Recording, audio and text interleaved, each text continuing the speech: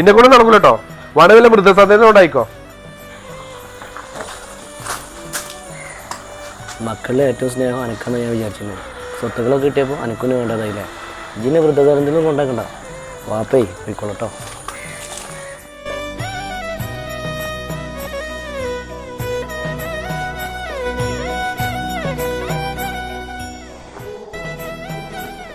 ഇക്കാക്ക ഇന്നലേക്ക് ബാങ്കിൽ നിന്ന് കോൾ തന്നെയാണ്. നമ്മളെ സ്ഥലവും വീടൊക്കെ 1.5 കോടി രൂപക്ക് ഉപ്പ പണയം വെച്ചിട്ടാണ് ഇപ്പൊ ഇവിടുന്ന് പോയിക്കണത്.